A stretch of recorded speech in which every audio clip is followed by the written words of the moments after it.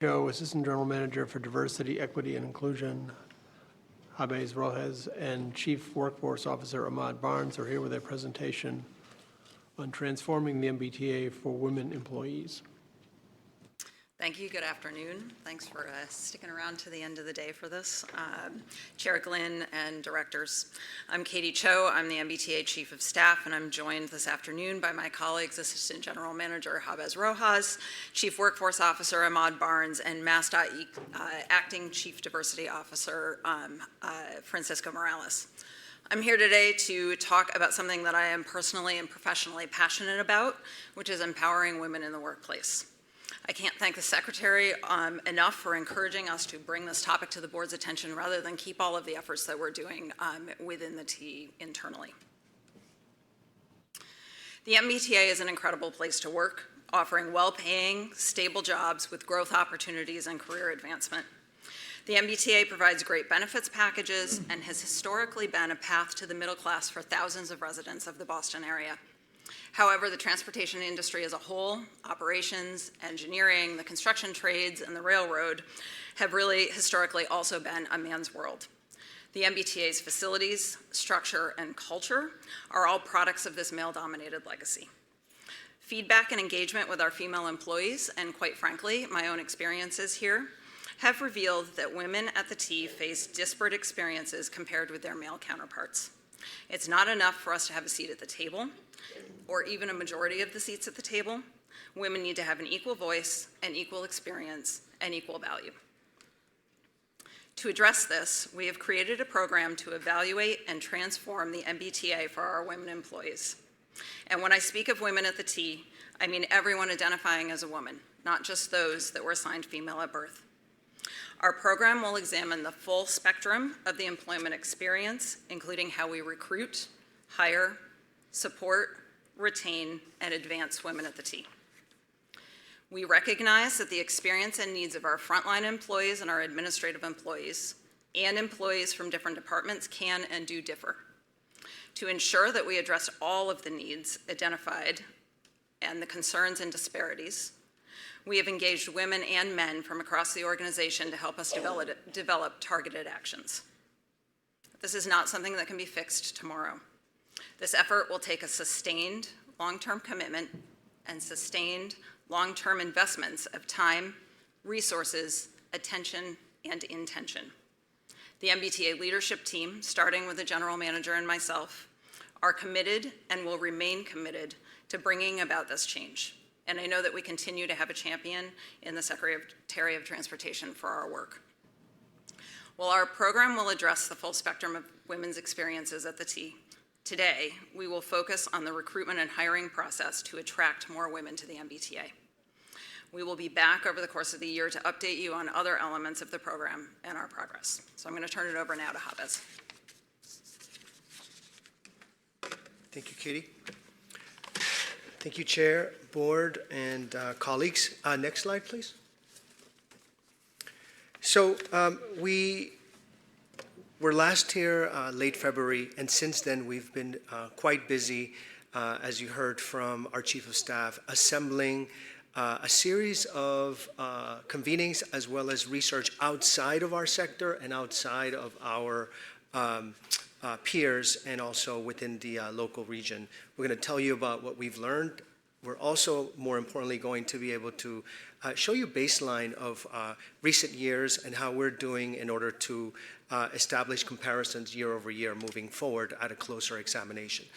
And then we're going to share with you what we've learned that are also best practices as we've spoken to chief diversity officers, not just in our sector, but also outside of our sector, looked at studies that are best in class, national and international on this work that allows us to have a framework from which we were able to assemble, as you'll hear from our colleague Ahmad Barnes shortly, on initiatives that we can commit to and that we've already started and that are underway for this year, focused on recruiting and hiring. Next slide, please. Next slide. So again, just baseline. We took a couple of benchmarks, comparisons. To, on your upper left, what you can see is some of our peers nationally in similar markets, similar size of entities. And at 23%, we are right there consistent with this challenge with our peers. We also looked at local employers. I think you heard our secretary asking us to look at not just our sector, but really look at our regional partners in other sectors who are doing well or who may also meet having some similar challenges. So that's on your right. And then we also looked at other government agencies. We did reach out to Massport, Mass Convention Center, and Mass Water Resource Authority since their information was not posted online, so we're awaiting that. And as soon as we have it, since we do endeavor to come back, we'll give you what those numbers are. Next slide, please. So a historical look back over 10 years, what assembled by our partners in ODCR tells us is that really we've been fluctuating between 23 and 22% as a percentage, but we've also been thriving in terms of adding additional women of about 300 additional women in our workforce. We also, as we stated to you before, we are short of our EEO aggregate goal of 41.3, and we continue to make inroads and strides. These initiatives that you'll hear about today will help us improve year over year. We also recognize that over the last recent fiscal years, over 50% of our recruiting class have been women, and also the representation of women at the MBTA, over 60% of them are women of color. Next slide, please. And so the key findings, again, there's work to do across the board. As an aggregate, we've seen, as you saw from the last slide, that we've been fluctuating between 22 and 23%, even as we add additional 300 women over the last 10 years or so to our workforce. We'll let you know more or less why we think there's opportunities to improve as an aggregate. We'll also have assembled and will continue to do so where we look at our main functional areas of support, capital, and operations. And what you can see there is support is at about 38% representation for women. That's consistent with the sector that we tend to draw and the skill sets of the support workforce. Capital, we start to see a decrease going down to about 29%. And in operations, which is about 85% of the workforce, we also see a decrease. We'll tell you a little bit more about what the solutions are that we have in mind. Next slide, please.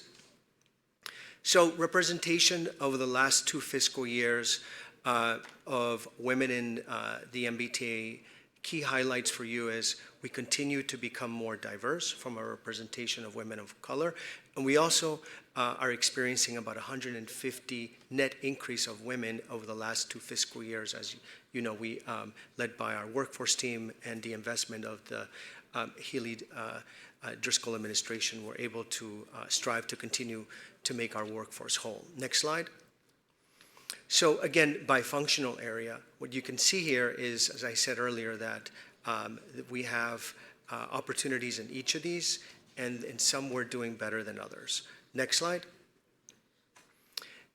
So now moving away from representation and looking at our recent hires. So we look at the complete fiscal year 23 and fiscal year 24 to date. We have about 6 weeks to go, and we're busy continuing to hire at the authority. And what you can see that stands out is that our hiring cohorts are also diverse. And we've actually increased by about 25 to 30 women compared to last fiscal year, even though we're not yet done with the fiscal year. So we expect that to go higher. Next slide, please. Here we take a look at a different lens, again, trying to understand baseline and current state. We know we're committed to increasing the workforce and having the workforce that can help us maintain a safer, faster, and reliable system. And so the priorities have shifted, as you've heard past colleagues, Ahmad Barnes and obviously our GM, lay out their priorities. We've shifted in terms of the last 2 fiscal years, where we're now hiring a lot more colleagues into the authority who have service maintenance, engineering and maintenance. Those are your track laborers. Those are your folks that will repair the vehicles that we have, as well as our operators, both for bus and rail. When we look closely at the service maintenance and engineering and maintenance, we see that those those two large clusters of hiring, which have increased in the last few fiscal years, and that we'll also see true for the next few fiscal years as our emphasis, those are areas where nationally and among our peers, we see representation of women in the single digits. Next slide, please. And then when we look not at our hiring class of recent years, but when we actually look at the makeup of our workforce under those lens, and so we look closely, we worked with our colleagues in operations. We've launched a working group just focused on operations. But what we can see here is that this is also true in maintenance. So we've circled 7 or 8 departments that are, again, in maintenance. And so our hiring cohorts, the national ecosystem, and then the workforce represented in these departments, we have about 6% representation of women. There's work to do there. And then in orange and in blue, we have the bus and then our light and heavy rail. Those are, again, huge departments, and we can see much higher representation of women, but still a significant upside, which we know we will, through our initiatives that we will unveil, be able to increase our hiring there. Next slide, please. So now, again, another lens, different than representation, different than hiring, and different than the type of makeup of our workforce. We know it's important to acknowledge that the GM and this leadership is committed to continue to improve the makeup of women in our leadership. And so we see a net increase in the rate of the last 2 fiscal years when we look at directors and above, of going from 38 to 39%. We also look at a closer examination by the race and ethnicity, and that's where we want to do better. That's where there's a real opportunity to improve. Again, establishing a baseline and recognizing that we can do better in adding leadership that is diverse from a persons of color in the women representation area. Next slide, please. Next slide. And so part of what we've done is taken a look at relationships that we can reestablish, make anew, reinvest in, or actually establish anew that can help us in this challenge and that can help women at the MBTA and all colleagues to make the MBTA a more attractive place for women to choose to come work and also to flourish and prosper and advance. And in doing these conversations, we've also recognized that this is an opportunity for us to be a partner long-term over a multi-year effort with organizations like Building Pathways, Massachusetts Girls in Trades or Girls Inc., who have understood that this is not only a situation that we can solve with today's working adult workforce, that we have to invest in the early years of formative careers for young women who are in high school or in the trades or vocational schools. And so that's a new area that our workforce team will describe to you that we are going to invest in and be a partner in. And then there's also professional organizations where we'll be piloting some initiatives on. And next slide, please. Studies. So we recognize that there's annual studies across all industries. When we reference them, we also made sure that we reference studies that focus on this challenge that are specifically in our transportation industry, like the Mineta transportation industry. And a couple of things stood out. One is we're not alone in this challenge, but there are best practices across all sectors that can inspire us in order to give us a roadmap to get better year over year. And that we can be part of this conversation as well by continuously learning. Next slide, please. And now we're going to unveil through Ahmad Barnes some of the initiatives that we're going to be unveiling.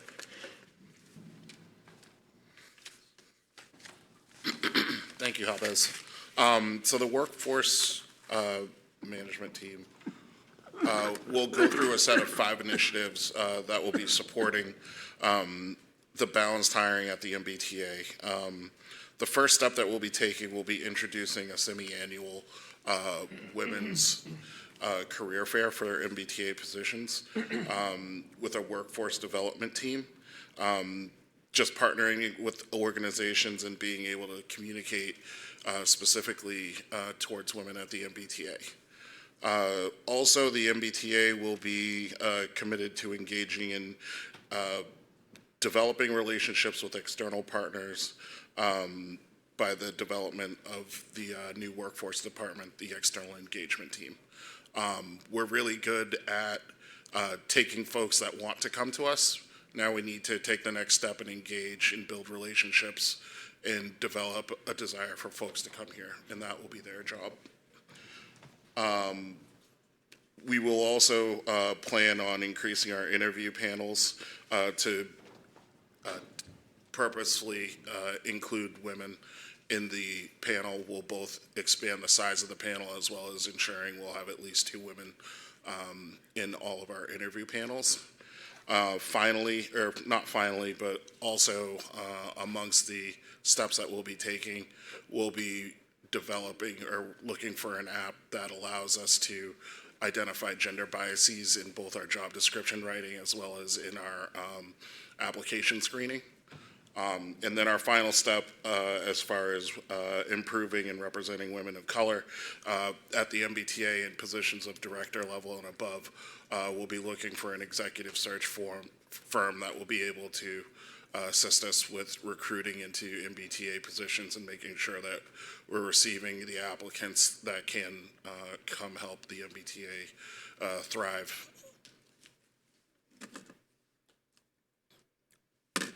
That's our final slide. Thank you. Questions from the board? Questions, comments? Thank you for your presentation.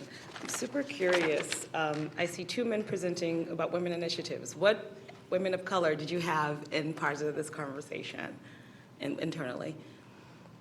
I can start with that. Across the board. So in the working group of women in operations, I would say probably 7 out of 10 are women of color. These are leaders in operations that were part of helping us guide this, and that we will also see their work be reflected in the retention, support, and advancement. We also worked closely with the DEI Employee Advisory Council several times so that we could generate, validate, get input. We also convened a roundtable of executives that included women from across and leadership organizations. And then the employee resource group, which are very much independent in some ways, as they should be, they also convene a roundtable for all women across MassDOT and the MBTA, actually. And so our work is not done in terms of soliciting feedback, and also the employee survey was also part of a building block.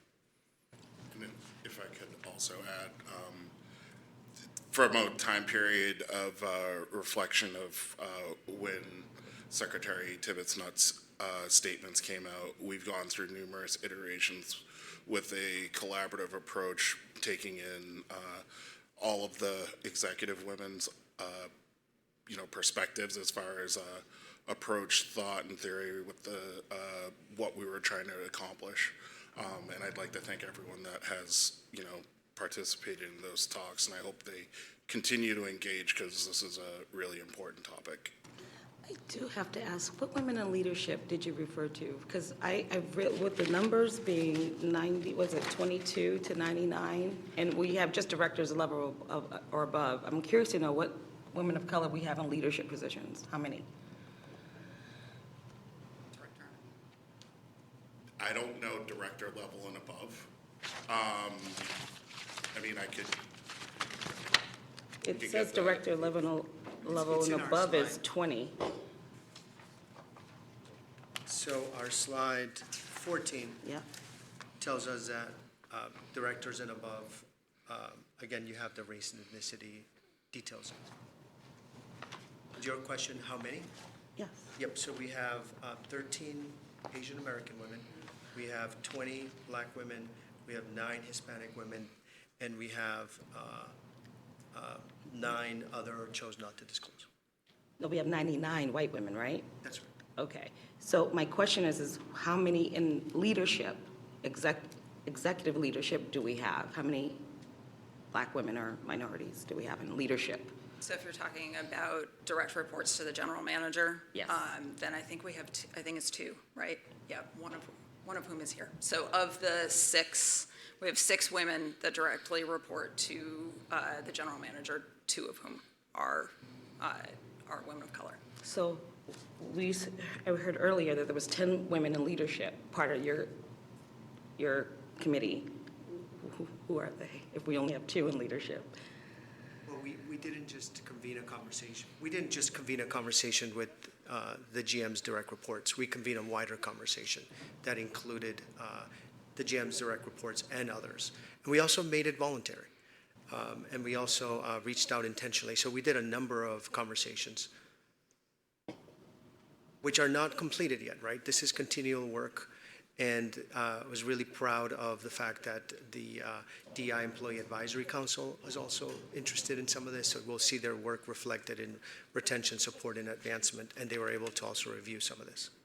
My other question is, why are you noticing that women are quitting?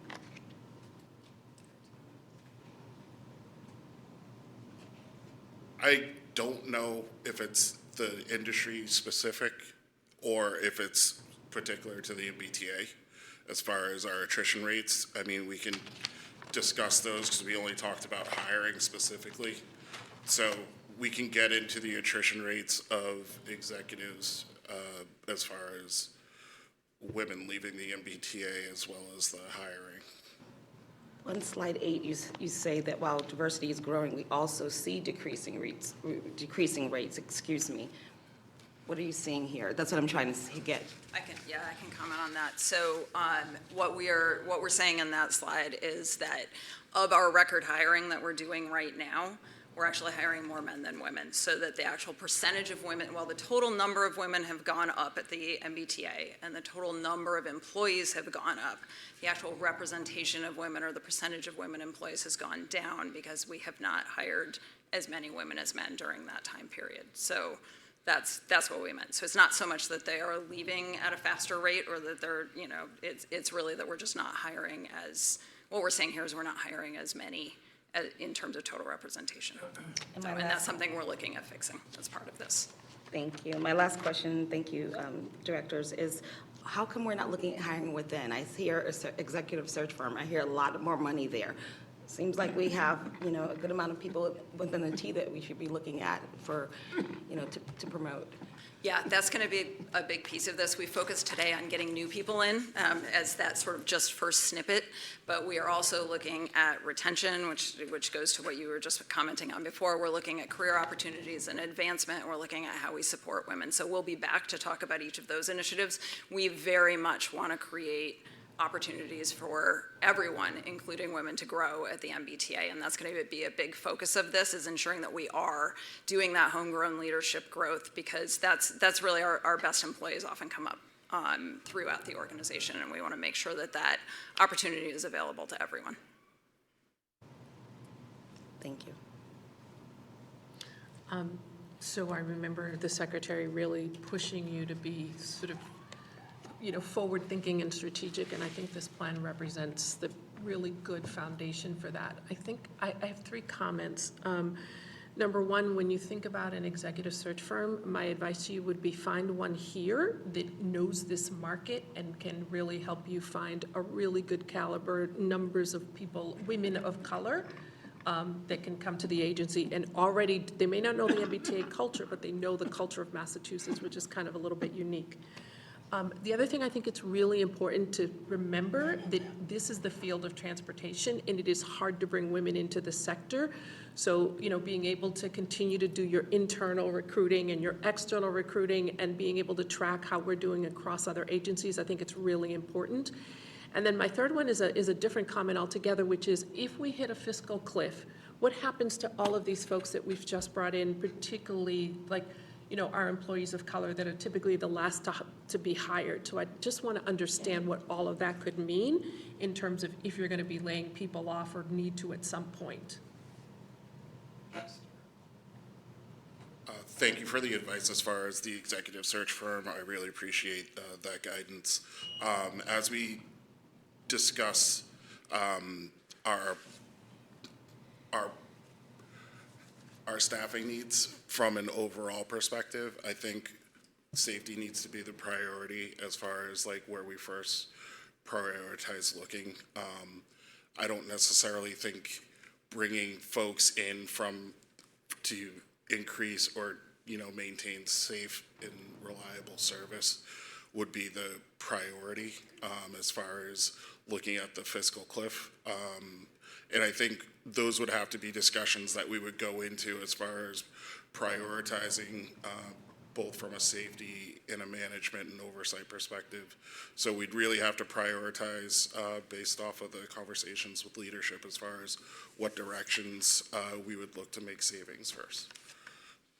I think it's an important point to raise, because like last hired, first fired, and so if we're bringing in all of these women of color, what does that mean if we have to make changes later? So just want to flag that.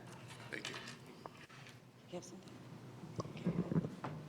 A question related to the, I think it's connected to the couple of questions here, and it's connected to retention as well. Are we finding out, or are the people that are leaving, are there exit interviews? Are we determining what's going on? And so it kind of follows up on a question. If women are leaving, why are they leaving? And do we have data that's building on that and across the spectrum of, women of color and others? But Sure. what kind of data is available and how can we continue? I know the work is going on for retention, but that is a key piece. What's happening? Why are they leaving? And how can we move in a better direction? Sure. So over the past 12 months, we've gone through a significant revamp of our exit interview process, both as far as access to how we do it. Previously, the exit interviews were kind of done hand in hand with a conversation with the supervisor and the employee in the same room. We now send an email with a code for the employee to fill out their exit interview and allow them to make comments so they're free and clear of their supervisor seeing directly what their thoughts were of the working situation. We're also doing 30, 60, 90-day check-ins for new hire employees through our onboarding team. So we're ensuring that we're retaining folks at a higher clip. Early studies showed that we were really poor in that first year, so we ensured that the first 90 days as well as the 1-year anniversary, we do check-ins. As far as being able to provide feedback, I think we're taking constant steps as far as what feedback we'll use the exit interview comments for. We haven't actually done any research recently as far as identifying feedback or pertaining to specific genders, origins, as far as like what we're noticing, but we can start, going deeper into that as far as communicating what our findings are. So first step was having the ability to get the findings. Now we're going to start taking action based off of the findings that we have. If I can just answer a little bit No, more, we gotta go. elaborate on your question. I want to be done by 3. We have people leaving at 3. Everyone's had a chance. Final question. Thank you, Chair. Actually, you just scared me into forgetting it. Thank you. I will follow up. Okay. Thank you. The final items on the agenda will be discussed in executive session. The board will not return to open session at the conclusion of the executive session. Staff have requested that the board enter into executive session to consider the purchase, exchange, lease, or value of real property and to discuss strategy with respect to litigation. I have determined, and the chief counsel concurs, that an open meeting may have a detrimental effect on the negotiating and litigating positions of the authority. I will accept a motion to enter into executive session. So moved. Is there a second? Second. Noah, please call the roll. Chair Glenn. Yes. Director Butler. Yes. Director McGee. Yes. Director Sisitsky. Yes. Director Skelton Roberts. Yes. Director Smart. Yes. Thank you. So that executive first?